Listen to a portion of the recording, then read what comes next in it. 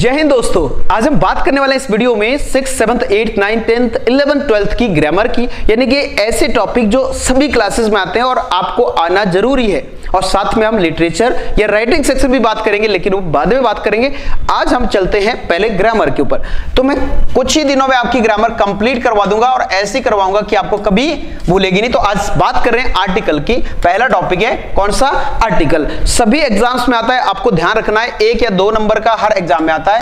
अब आप सोच रहे होंगे, देखिए आर्टिकल दो कितने होते हैं? 2 होते हैं। कितने टाइप के होते हैं? 2 तरह के होते हैं, ए एन और द। आप बोलोगे सर ने तो 3 लिख दिए और बोल रहे हैं 2 होते हैं, ये तो गलत बात है। लेकिन बेटा ये दोनों एक ही माने जाते हैं, या तो हम एक टाइम में ए लगाएंगे या तो एन लगाएंगे। और दा क्या होता है? ये अलग होता है। इतनी बात समझ में आई? इसको बोलते हैं डेफिनेट आर्टिकल और इसको बोलते हैं इनडेफिनेट आर्टिकल। ये बात याद रखेंगे। अब मैं सीधे आ रहा हूं कि ये कब लगाने चाहिए। तो 2 चीजें बता रहा हूं बेटा। ये लगाते हैं जब कोई चीज क्या हो? सिंगुलर हो। क्या हो? सिंगुलर हो तो हम लगाएंगे। और यदि बेटा प्लूरल होगा तो हम ए और एन का यूज बिल्कुल नहीं करेंगे। जैसे सिंगुलर कैसे? मैंने लिखा बुक। अब बुक बेटा सिंगुलर है कि प्लूरल है? सिंगुलर है, एक ही बुक की बात हो रही है, तो यहां क्या लग जाएगा? ए लग जाएगा। यदि मैंने लिखा बुक्स, ध्यान से समझना, बहुत सिंपल तरीके से बता रहा हूं। यहां लिखा बुक्स तो यहां क्या लगेगा बेटा? ए एन लगेगा? नहीं लगेगा, क्योंकि ये क्या है? प्लूरल है। तो यानी कि ए और एन आया हो तो यहां फाइव लगाएंगे। फाइव मतलब नो आर्टिकल, कोई आर्टिकल नहीं लगेगा। ये बात सबको क्लियर हुई? अब दूसरा पॉइंट याद रखना कि क्या होना चाहिए? काउंटेबल चीजों में ही क्या लगाते हैं? ए और एन का यूज करेंगे, अनकाउंटेबल में नहीं करेंगे। तो काउंटेबल मतलब जिनको गिना जाए। जैसे अब यहां में पेन गिने जा सकते हैं, पेन लिख दिया। पेन गिने जा सकते हैं, पेन लिख दिया, तो पेन में क्या लग जाएगा? ए पेन हो जाएगा। मान लो यहां एन एप्पल, एप्पल भी गिना जा सकता है, तो एन एप्पल कर दिया। यहां बात समझ में आई? अब यहां प्लूरल यदि अनकाउंटेबल आ जाए, अनकाउंटेबल मतलब जैसे वाटर आ गया।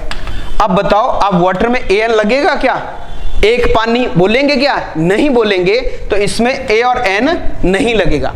तो आपको समझ में आ गया होगा दोनों पॉइंट को देखते हुए कि ए एन कब लगाना है, कब नहीं लगाना है। क्लियर? तो ये बात याद रखना। अब बात करते हैं हम लोग, ये नोट कर लीजिए सभी लोग, ध्यान से नोट कर लीजिए, सभी लोग नोट कर लीजिए। मैं एक साइड को कर देता हूं ताकि आप लोगों को बाद में जरूरत पड़े तो मैं बता दूंगा। ये मैंने एक साइड रख दिया। क्लियर? आप लोगों को दिख रहा होगा।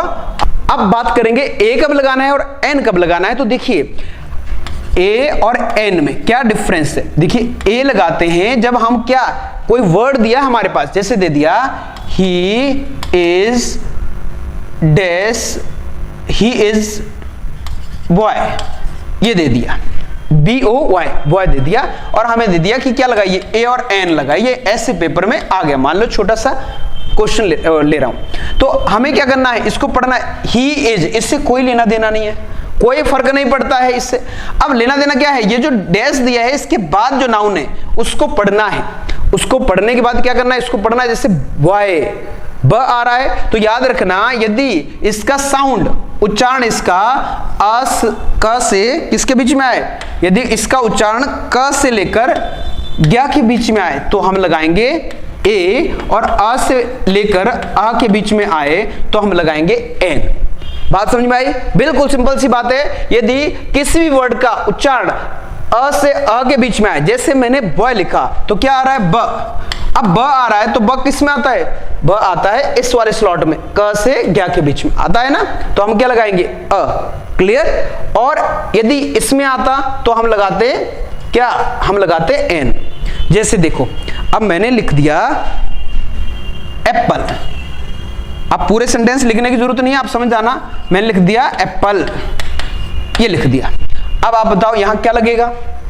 ए आ रहा है। अब ए आ रहा है तो ए किसके बीच में आता है? अ से आ के बीच में, तो क्या लग जाएगा बेटा? एन लग जाएगा। क्या लग जाएगा? एन लग जाएगा। बात ये सबको समझ में आई? जैसे मैंने लिखा स्टूल।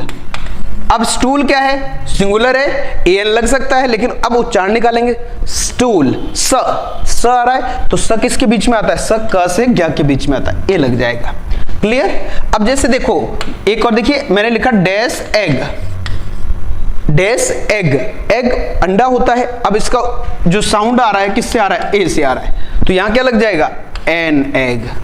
बात यह सबको समझ में आई। जैसे मैंने लिखा BA, तो उच्चारण इसका करेंगे तो BA, ब, तो ब किसके बीच में आता है? क से ज्ञ के, तो ए लग जाएगा। अब देखिए मैंने लिखा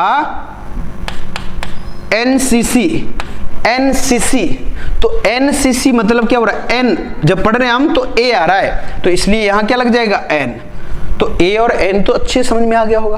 पहले याद रखना कब लगाना है कब नहीं लगाना है, फिर याद रखना कि A कब लगाना है और N कब लगाना है। तो बहुत ही अच्छे से आपको क्लियर हो गया होगा। बहुत सिंपल तरीके से मैंने आपको समझाने की कोशिश की है।